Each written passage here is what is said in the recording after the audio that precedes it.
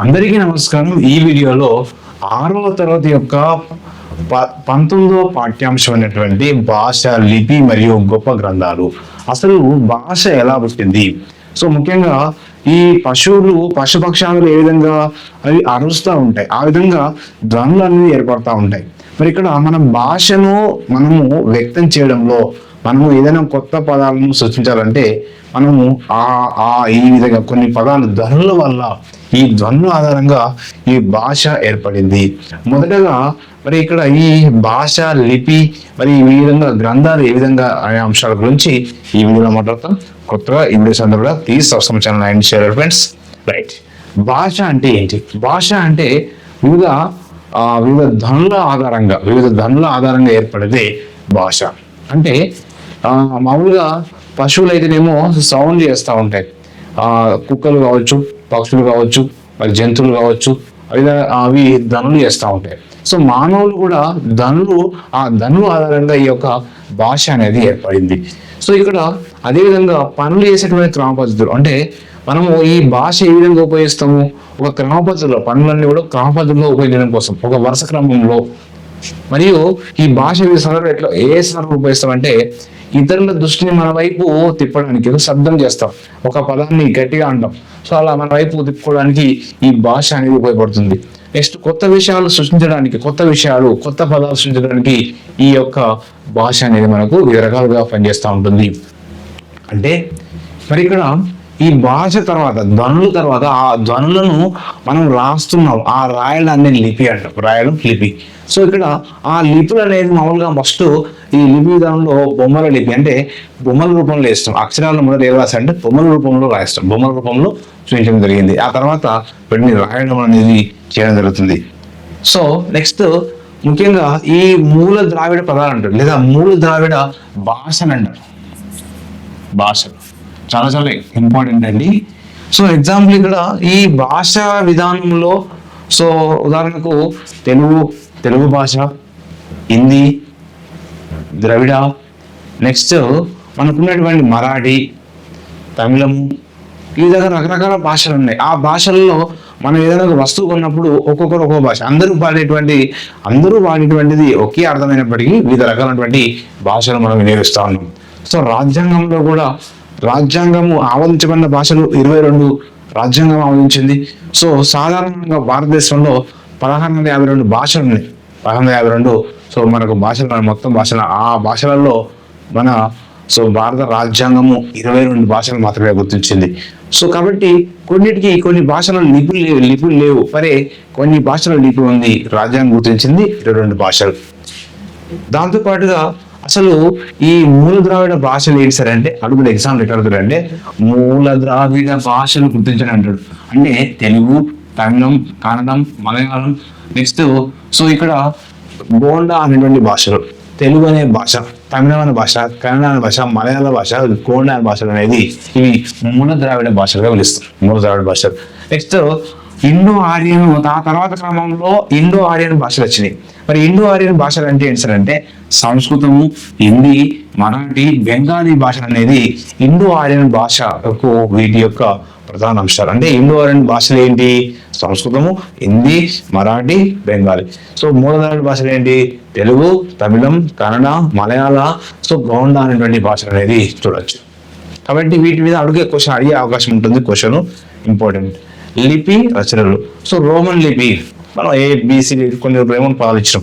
Next Devanagari లిపి, so మనకి కొన్ని పదాలు ఇవ్వడం జరిగింది.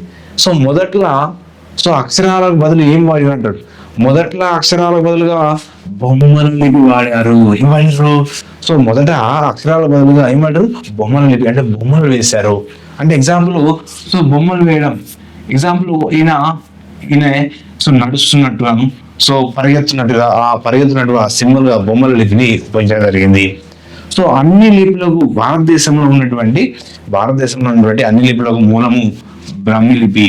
అశోకన్ కాలంలో మరి బ్రహ్మలిపి అనేది బాగా అభివృద్ధి చెందింది. కాబట్టి అన్ని లిపులకు మూల లిపి బ్రహ్మలిపి. మరి ఇక్కడ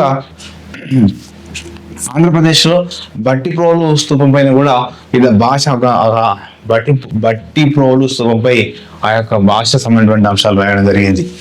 నెక్స్ట్ దేని అంటే దేనిపైన రాసేవారు? మొదటగా దేనిపైన రాశారు అంటే గుడ్డల పైన. అంటే ఏంటంటే సో బట్టల యొక్క క్లాత్ పైన, సో గుడ్డ పైన, నెక్స్ట్ ఆకుల పైన, వివిధ రకాలైనటువంటి ఆకుల పైన, చెట్ల బెరడు పైన రాశారు. దేని మీద రాశారు? సో ఆకుల పైన రాశారు, ఆకుల పైన రాశారు, చెట్ల బెరడు పైన రాశారు. నెక్స్ట్ తాటి ఆకుల పైన రాశారు. దేంతో రాశారు? ఘటంతో రాశారు. తాటి ఆకుల పైన దేంతో రాశారు? ఘటంతో. అంటే సిరా చుక్కను వాడుతూ ఆ ఘటంతో రాయడం జరిగింది. మరి ఇక్కడ ఇంపార్టెంట్ ఏంటంటే హిమాలయాల్లోని పెరిగేటువంటి బూర్జ పత్రాలను అంటాడు. ఏ పత్రాలు? బూర్జ పత్రాలు, బెరడు. సో బెరడు పొరలను కాగితం లాగా, బెరడు పొరలను ఏ విధంగా ఉపయోగించారు? కాగితంలో ఉపయోగించారు. హిమాలయాల్లో పెరిగేటువంటి బూర్జ అనేటువంటి వాటిని పత్రాలు, బూర్జ పత్రాలు వీళ్ళు ఉపయోగించారు. బెరడు పొరలను కాగితం లాగా ఉపయోగించారు. ఎక్కడ దొరికినాయి ఇవి? హిమాలయాల్లో పెరిగేటువంటి బూర్జ పత్రాలు. కాబట్టి సో పద్యాలు, పాటలు, కథలు సో మొదట మౌఖిక రూపంలో ఉండేది. అంటే సో చెప్పడం మాత్రమే ఉండేది, మౌఖికంగా మాత్రమే ఉండేది. మౌఖికం అంటే నోటి మాట రూపంలో మాత్రమే ఉండేది. పద్యాలు వాడుకునేవాళ్ళు, కానీ రాత రూపంలో ఉండేది అంటే లేదు. నెక్స్ట్ వేదాలు కూడా మొదట్లో మౌఖిక రూపంలో ఉండేది. ఆ తర్వాత వీటిని సో 3000 సంవత్సరాల తర్వాత దీన్ని ఏంటంటే లిఖించారు. ఎందుకంటే ఆ వేదాలు అనేది వాటిని ఈ మౌఖిక రూపంలో ఉన్న పదాలు మన నెక్స్ట్ తరం వారికి అందించాలంటే వాటిని లెక్కించడం జరిగింది. సో కాబట్టి పద్యాలు కానీ పాటలు మొదట ఎలా ఉండేవి? సో మౌఖిక రూపంలో ఉంటే తర్వాత వాటిని లిఖిత రూపంలోకి మార్చుకోవడం జరిగేది. సో రామాయణం, అరే రామాయణం అనగానే రామాయణం రచించింది ఎవరు? వాల్మీకి. సో ఇక్కడ ఈ రామాయణం అనేది మొట్టమొదటి ఆది కావ్యంగా పిలుస్తాం.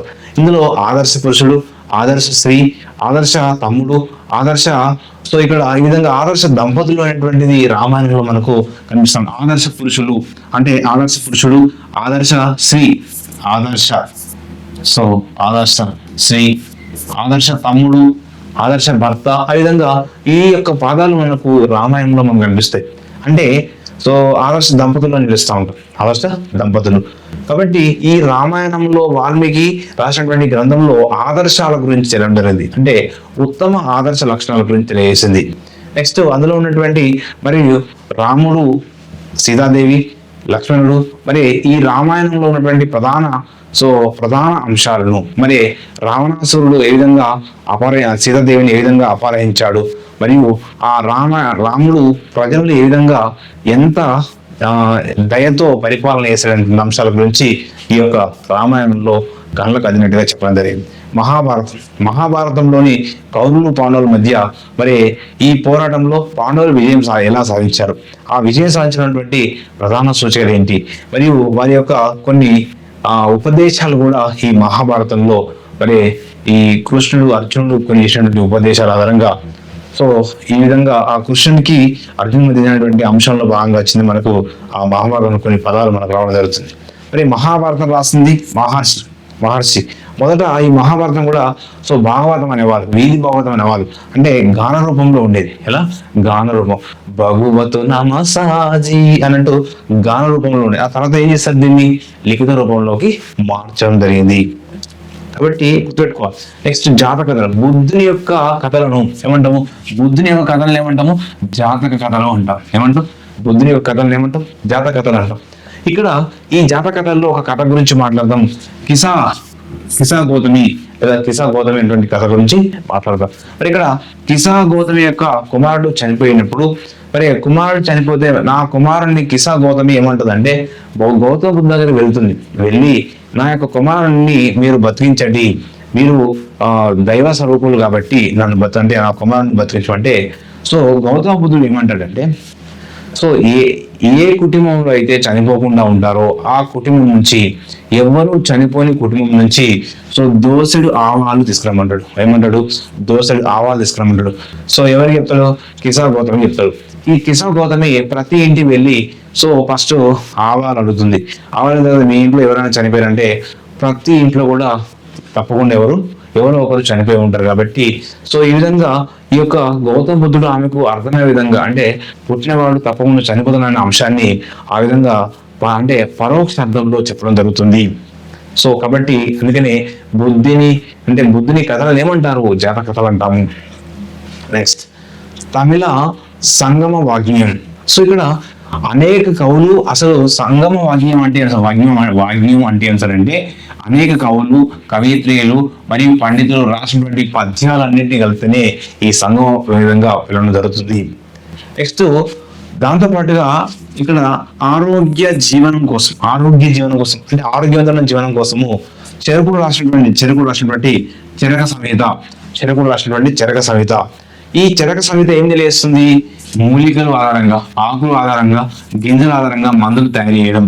అంటే ఈ ఆరోగ్య జీవన విధానంలో చరక సంహితల భాగంగా ప్రకృతిలో లభించేటువంటి మూలికలు, ఆకులు, గింజలు, మందులు అన్నింటినీ మందులుగా తయారు చేసుకొని ఆరోగ్యం కోసం వాడుకోవాలని చెప్పేసి చరక సంహితలను తెలిపాడు.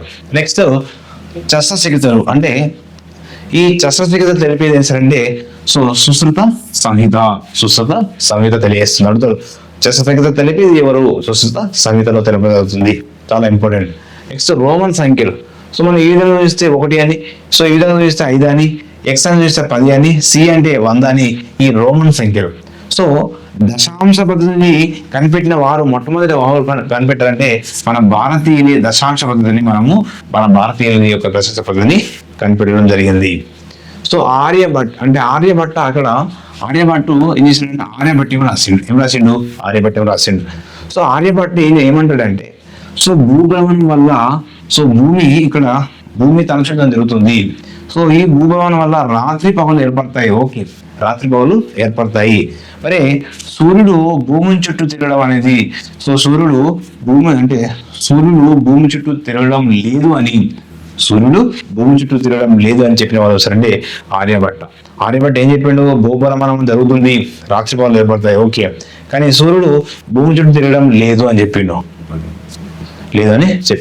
నెక్స్ట్ మరి ప్రాచీన భారతదేశంలోని ప్రముఖ మేధావి ఎవరు సార్ అంటే పాణిని. పాణిని రాసినటువంటి గ్రంథం ఏంటంటే అష్టదాయి. ఏ భాషలో రాశాడంటే సంస్కృతంలో రాశాడు. ఏ భాషలో రాశాడు? సంస్కృత భాషలో రాయడం జరిగింది. ఇక్కడ అశ్వఘోషుడు రాసినటువంటి గ్రంథం ఏంటంటే బుద్ధ చరిత్రం. ఏ చరిత్రం? బుద్ధుని యొక్క చరిత్ర గురించి బుద్ధ చరిత్రని అశ్వఘోషుడు రాసిండు. నెక్స్ట్ పాణిని రాసిన గ్రంథం పైన పతాంజలి ఏం చేశాడంటే ఒక సుదీర్ఘ వ్యాఖ్యను రాశాడు. ఎగ్జామ్ ఏమిటంటే పాణిని రాసిన గ్రంథంపై పతాంజలి ఏ వాక్యం రాసిండు? ఒక సుదీర్ఘ వాక్యం రాసిన లేదా సుదీర్ఘ వాక్యం రాసిన పతాంజలి.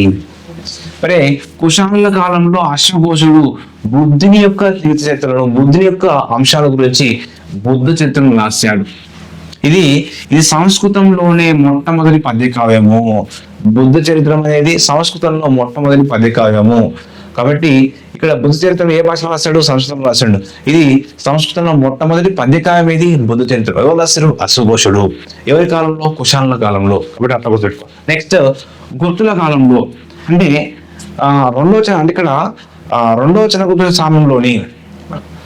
చంద్రగుప్తుని యొక్క కాలంలో మరి అమరసింహుడు అంటే నవరత్నాలటువంటి కవులు ఉండేవాళ్ళు. ఆ నవరత్నాల కవులలో అమరసింహుడు ఒకడు. ఈ అమరసింహుడు రాసినటువంటి అమరకోశము సంస్కృత నిఘంటు అంటుంది. ఏమంటాము? అమరకోశం అంటే సంస్కృత నిఘంటు అంటాం. రెండవ చంద్రగుప్తుని కాలంలో ఉన్నటువంటి అమరసింహుడు అమరకోశం రాసిండు. సంస్కృత నిఘంటు అని దీన్ని పిలుస్తాము, అమరకోశం. మరి ఇక్కడ భాష చాలా చాలా ఇంపార్టెంట్. ఈ భాష అనేటువంటి ఒక నాటకర్త. ఈయన కౌన్సర్ అంటే ఒక నాటకర్త. రామాయణము, మహాభారతం ఆధారంగా 13 నాటకాలు రాసిన వాళ్ళు వస్తారంటే భాష అనేటువంటి నాటకర్త. ఏం చేసిండు? రామాయణము, మహాభారతం అనేటువంటి ఆధారంగా చేసుకొని 13 నాటకాలు రాసిండు. ఎన్ని నాటకాలు రాసిండు? 13 నాటకాలు రాసిండు. నెక్స్ట్ కాళిదాస్ ఏం చేసిందంటే శకుంతల, దుష్యంతుల యొక్క ప్రేమను చాలా అద్భుతంగా వర్ణించాడు. వారి యొక్క ప్రేమ ఏ విధంగా జరిగింది, వారి ప్రేమ గల అంశాలు ఏంటి, అందులో జరిగిన ప్రధాన దృశ్యాలన్నింటినీ కూడా ఇక్కడ శకుంతల, దుష్యంతుల యొక్క ప్రేమను అభిజ్ఞాన శాకుంతలంలో కాళిదాస్ యొక్క తన రచనలో తెలిపాడు. ఓకేనా? కాబట్టి కాళిదాసు ఈ అభిజ్ఞాన శాఖలో ఏం తెలియజేస్తుంది? శకుంతల, దుష్యంతుల ప్రేమను తెలియజేస్తుంది. రాసిన వాళ్ళు కాళిదాస్. నెక్స్ట్ శూద్రకుడు అనేటువంటి ఏం చేశాడంటే పట్టణ జీవితాలను వర్ణించాడు. పట్టణంలో ఉన్నటువంటి జీవితాలు ఎలా ఉంటాయి, వారి విధానాలు ఎలా ఉంటాయి అని చెప్తూ పట్టణ జీవితాలను వర్ణిస్తూ ముచ్చకటికం అంటే ముచ్చకటికం అనే నాటకం రాసిండు. ముచ్చకటికం అనే ఒక నాటకం అండి, ఒక నాటకం రాసిండు. అంటే ముచ్చకటికం నాటకం రాసేవాడు అంటే శూద్రకుడు. సో ఏం తెలియజేస్తుంది? పట్టణ జీవితాలను వర్ణిస్తుంది. కాబట్టి ముచ్చ కటికం అనేది గుర్తుపెట్టుకోవాలి. కాబట్టి ఇది ఈ లెసన్ లో చాలా ఇంపార్టెంట్.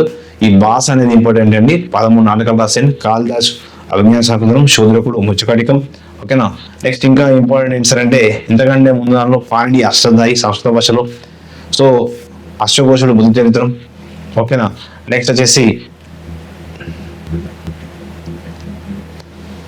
కిసా గౌతమి కుమారుడు చనిపోయిన తర్వాత దోసడి ఆవాలు అంటే ఈ బుద్ధుని యొక్క జాతకథల గురించి ఇంపార్టెంట్ అది. నెక్స్ట్ రామాయణం అంటే ఆది కాలం అనేది తెలుసు. ఆది పురుషుడు అంటే ఆదర్శ పురుషుడు, ఆదర్శ స్త్రీ, ఆదర్శ తమ్ముడు, ఈ విధంగా ఆదర్శాలు వారిన పదము రామాయణంలో మనకు కనిపిస్తూ ఉంటది. మహాభారతం రాసింది మహర్షి.